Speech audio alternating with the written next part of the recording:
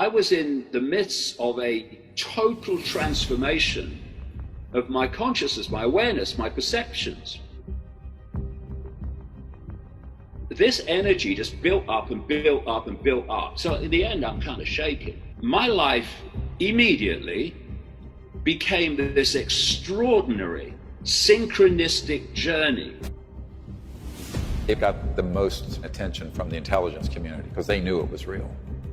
They knew the science of consciousness is real. Everybody watching this program has those same levels of consciousness. This cult knows that. It wants to keep it from us, isolate that knowledge about reality in their hands and to keep it from us.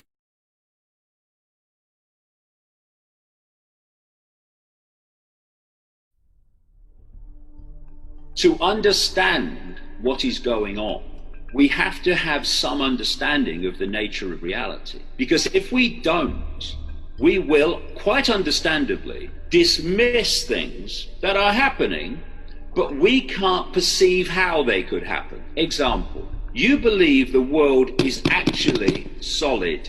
Our bodies are solid, that wall is solid and not a holographic, illusory, physical. Not possible. Well, hold on. If you said to people, when you look through your eyes, can you see everything that exists in the space you're looking at? What they're going to say? They're going to say yes, but they can't. This reality is holographic, digital holograms. That's what this physicality is. And what we're seeing now is more and more mainstream scientists who are coming out and saying, actually, physicality is holographic. When you look in a mirror and see yourself and you see like one person looking back, that is not true. If you don't know that, then of course you're going to dismiss the very idea as impossible if you think the world is solid. It's not. It's dead simple. I'll just explain how reality works. We don't live in a world. We live in a band of frequency which our body brain decode into a reality, a holographic reality.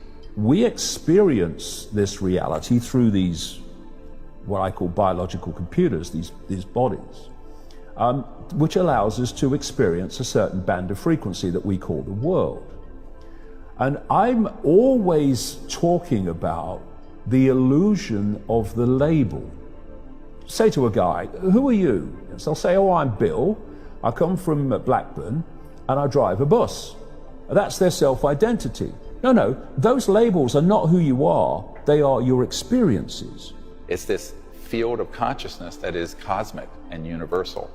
And that's what's inside everyone. It doesn't matter if it's a homeless person on the street or an MIT professor. If they are conscious and awake, the entirety of the cosmos is folded within them like a conscious quantum hologram. You have to understand what yourself is. Well, the question is, are we in the past, are we in the present, or are we in the future at this very moment? And I bring that up not to make a joke, but to make a serious biological statement. From the way we live in our consciousness, can you distinguish a conscious manifestation versus a real manifestation? Did I just create something in my head, or was that actually real, what I just saw? Biologically, you'll never know the difference. We could all be sitting here right now, but this is a long time ago. We're not even here right now. This isn't even the real moment. How do I know it's real? Well, I see it, and I feel it, and I smell it, and I touch it. I go, yeah, go to sleep.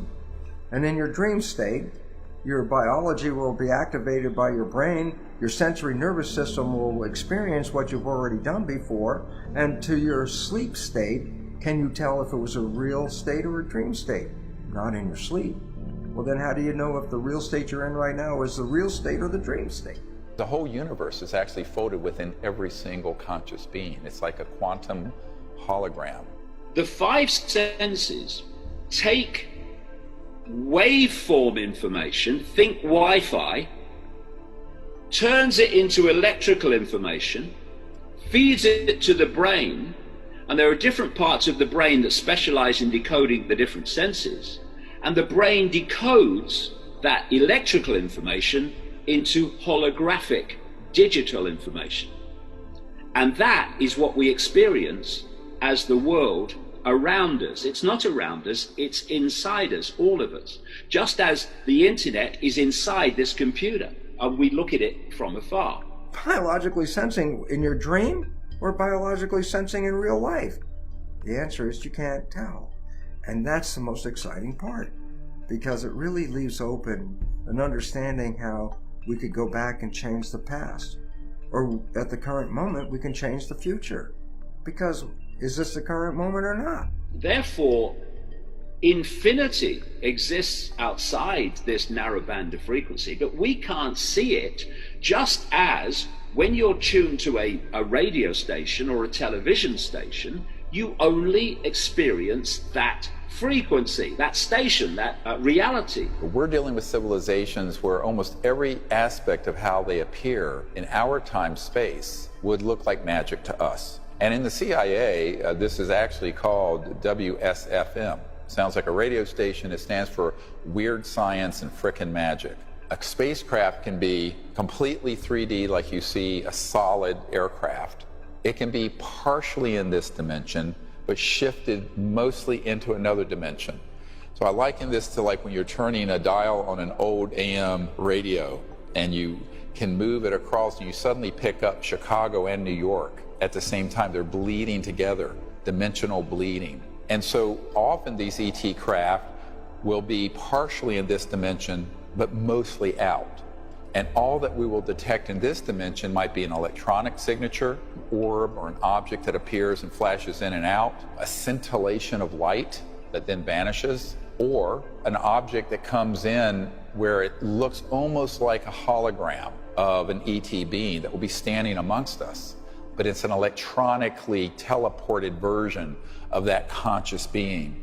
Now, what psychics are doing, and when we talk about psychics and mediums, you've got to make sure you've got a good one, because there's lots of people out there claiming to be it on. They can expand their frequency range that they can connect with beyond the normal range of human frequency, and they can tap in to frequencies that are outside of the normal human range, and you can pick up information from outside there that's not available here. And the other thing about knowing who you are, that we are not our name, we are not our race, we are not our sexuality, they're just experiences. We are consciousness, infinite awareness, having an experience.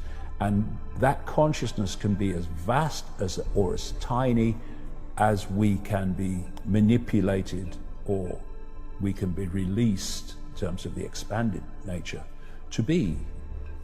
And I can tell you that when you step out of the perceptual confines of your name, your race, your sexuality, and you see them as experiences, very transitory, brief experiences for your consciousness, then you step beyond the currency of control, fear. It's all illusion.